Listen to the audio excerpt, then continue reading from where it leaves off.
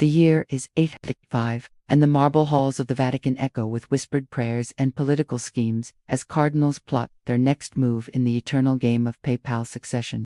Unaware of the shocking secret hiding in plain sight, beneath sacred robes and holy ceremonies lies a deception so explosive it would shake Christianity to its very foundations, proof that the most sacred position in the Catholic Church may be held by someone forbidden from even entering the priesthood. Morning sun cuts through stained glass, windows casting jeweled light across ancient stone where a figure moves with purpose, carrying within them a carefully guarded secret that has lasted years but will soon crumble in the most public, humiliating way imaginable. This is the story of Pope Joan, the woman who fooled an entire empire, ruled over millions of souls, and came terrifyingly close to rewriting Catholic Church history, forever a tale so scandalous that for centuries the Church refused to acknowledge it ever happened. Medieval manuscripts speak of her in hushed, fearful tones, while ancient coins may bear her hidden mark, and somewhere between legend and history lies a truth that could change everything we think we know about power, gender, and the medieval world.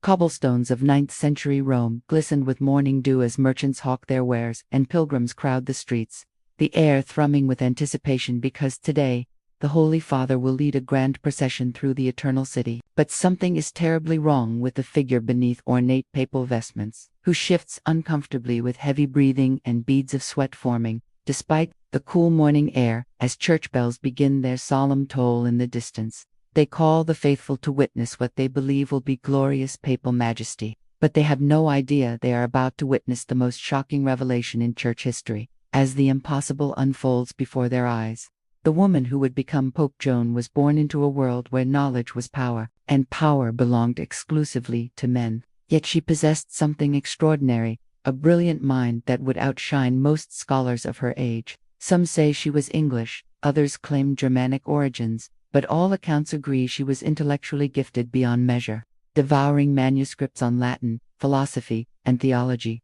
while other girls her age learned needlework and household management. Flickering candlelight of monastery libraries became her second home as she hunched over ancient texts, absorbing centuries of wisdom with her finger tracing Latin words that would become her pathway to unimaginable power in a world that denied such opportunities to women. But knowledge alone wasn't enough in medieval Europe, so one moonless night she took scissors to her hair, watching auburn locks fall to the floor like remnants of her former life, as she bound her chest and donned rough monk-esque clothing. In that transformative moment, she erased herself to be reborn, as someone who could walk through doors always closed to her, a young man seeking religious vocation, stepping into a new identity that would either lead to ultimate triumph or catastrophic destruction. Her first steps into monastic life were tentative and carefully calculated, as she deepened her voice, adjusted her gait, and learned to navigate the complex social dynamics of male religious communities, where every conversation was a test and every interaction potential exposure. But her intellect quickly set her apart from other novices, as she debated complex theological points with ease, while other monks struggled with basic Latin texts. Her reputation, spreading like ripples across Christian Europe as word of this brilliant young man reached influential ears, she rose through church ranks with startling speed, her sharp mind and apparent devotion earning increasingly responsible positions from simple monk to abbot, from abbot to bishop, each promotion bringing her closer to the heart of ecclesiastical power. Cardinals sought her counsel, while her theological writings gained widespread acclaim throughout medieval Europe. But with each step upward the stakes grew higher, and the danger of discovery more acute, the weight of her deception growing heavier with every success. The papal apartments in the Lateran Palace buzz with nervous energy as Pope Leo IV lies dying, his breath coming in short, rattled gasps, while outside, Rome holds its collective breath, knowing that within hours the most powerful position in the Christian world will be vacant. Cardinals gather in shadowed chambers with voices low and conspiratorial, as names are whispered and political alliances forged and broken in the span of single conversations, the future of the Church hanging in the balance of their deliberations. Among the potential candidates stands our disguised protagonist, now known throughout the Church as Johannes Anglicus, John the Englishman, her reputation for learning and piety having made her a serious contender for the throne of St. Peter. The conclave that follows storms with political maneuvering and claims of divine inspiration as ballot after ballot is cast. white smoke and black smoke alternating while cardinals struggle to reach consensus, and the Christian world waits in breathless anticipation. Finally, as if guided by an invisible hand, the votes coalesce around a single name, and the announcement rings out across Rome like thunder. Abimus, Papo, we have a pope, and that pope is Johannes Ang. Crowds outside erupt in celebration, their voices raised in joyful praise, completely unaware they are cheering for something that should have been impossible. A woman ascending to the most masculine position of power in medieval Europe, the papal coronation unfolds like a carefully choreographed dream. As incense fills the air, and Europe's most powerful religious leaders gather to witness the installation of their new Holy Father, ancient rituals performed with millennial precision. The crown is placed upon her head with solemn ceremony, its weight representing not just the physical burden of gold and jewels, but the crushing responsibility of leading a billion souls. And for a moment, the magnitude of her deception threatens to overwhelm her. But she straightens her shoulders and accepts the homage of cardinals.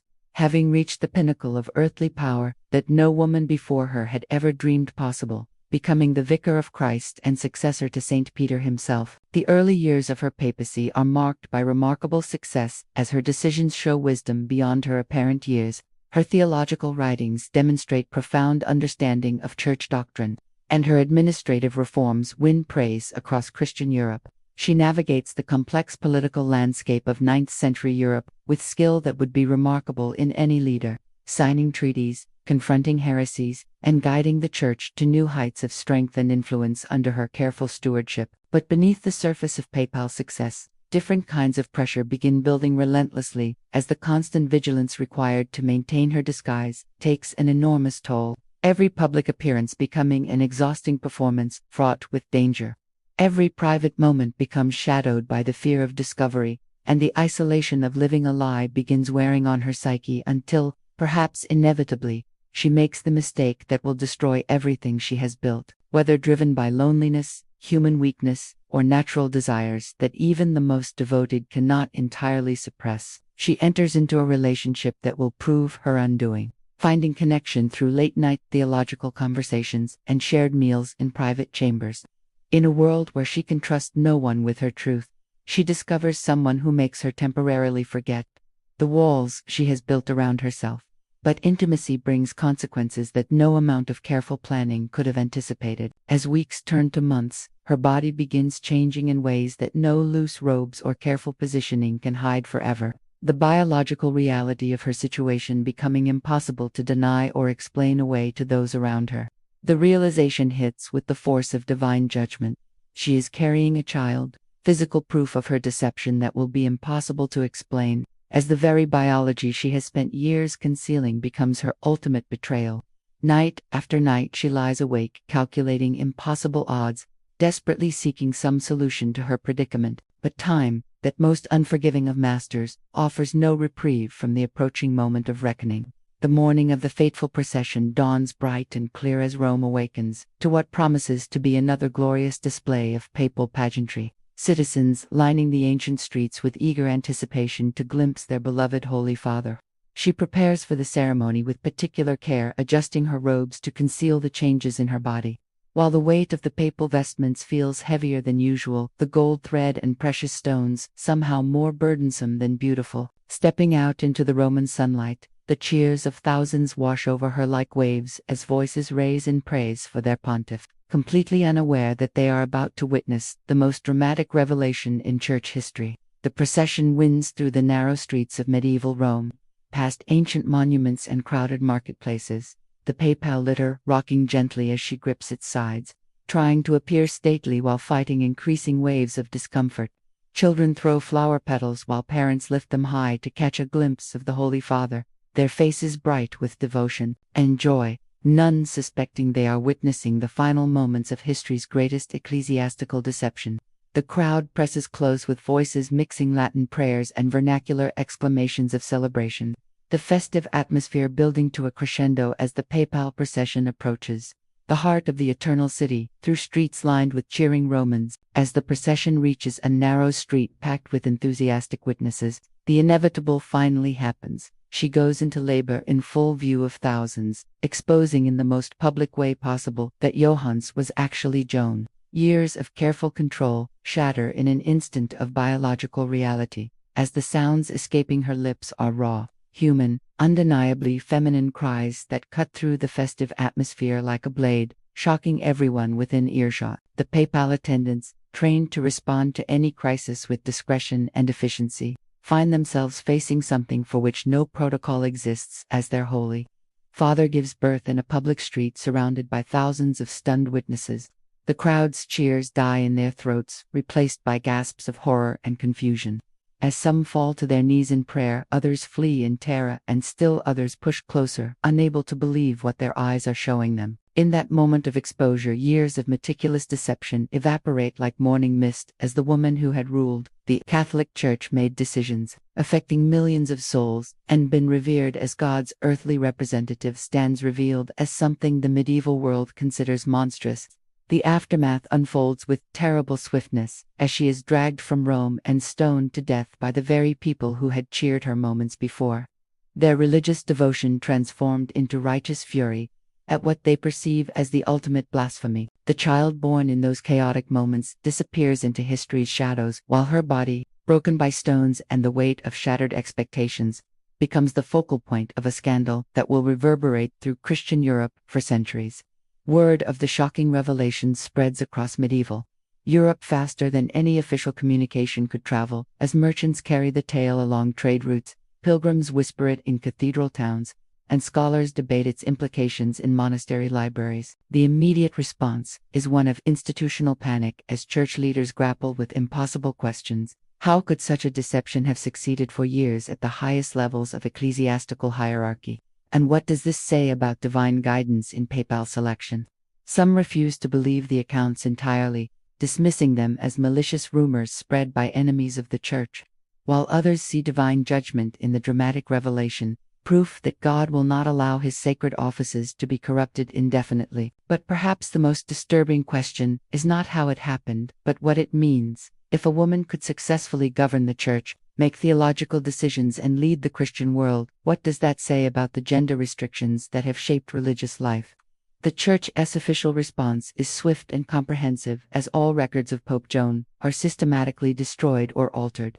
Her name struck from papal lists, her decrees quietly rescinded, and her very existence erased from official histories. New procedures are allegedly instituted to prevent such deceptions in the future. Though these claims remain historically unverified, and may themselves be legendary additions to the growing myth that refuses to die despite official suppression efforts, the gap in papal chronology that her reign had filled is carefully papered over with adjusted dates and revised timelines. Yet despite these efforts at erasure, the story takes on a life of its own, growing more elaborate with each retelling. By the 13th century, the tale of Pope Joan has become widely accepted as historical fact throughout medieval Europe, as chroniclers include her in their histories without question, treating her reign as an accepted part of papal succession.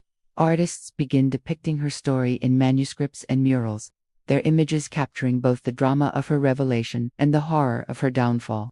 These visual representations helping spread the tale to illiterate populations across social classes. The story serves multiple purposes in medieval society.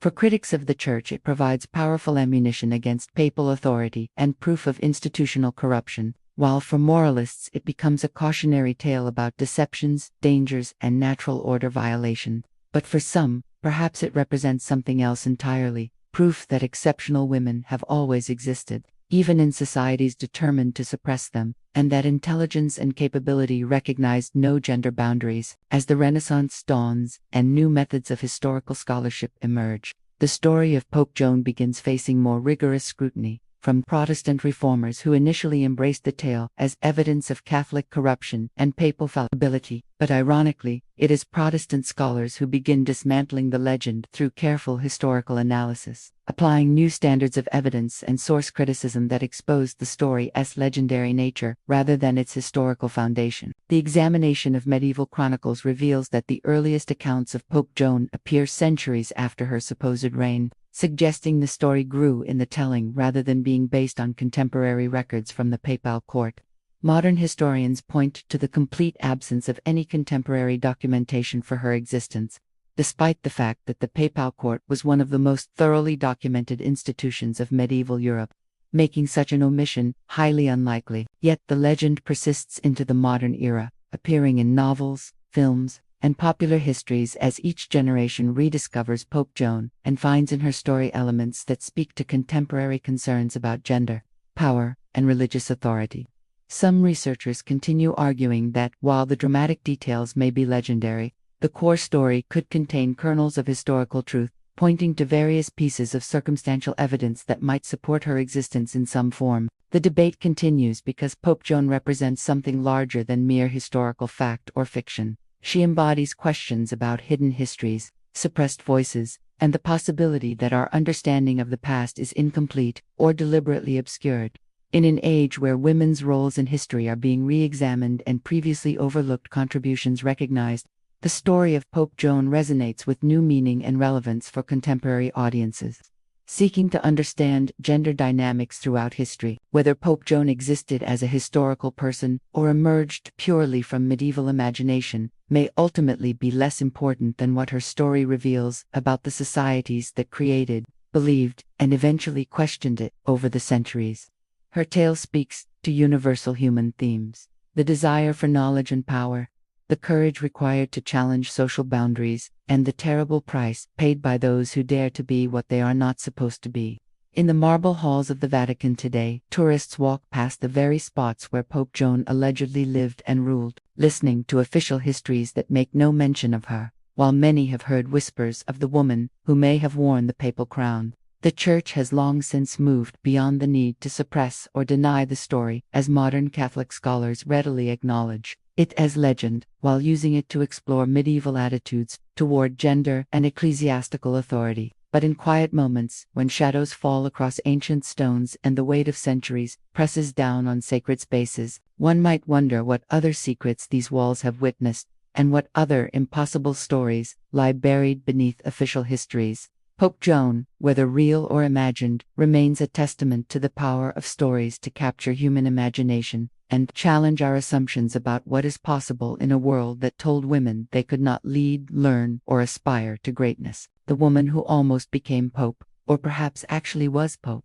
continues to haunt the corridors of history as a reminder that truth is often stranger than fiction, and the most compelling stories blur the line between the two. Her legacy lives not in marble monuments or official chronicles, but in the questions she raises and the possibilities she represents for anyone who has ever dared to dream beyond the boundaries society has set for them. In a world still grappling with issues of gender equality and institutional power, Pope Joan remains startlingly and provocatively relevant, her story continuing to inspire and challenge assumptions about authority, capability, and the nature of leadership itself. The final procession has ended, the stones have been thrown, and the official histories have been written, but somewhere in the space between legend and truth, Pope Joan endures, the woman who dared to dream the impossible and made that dream real.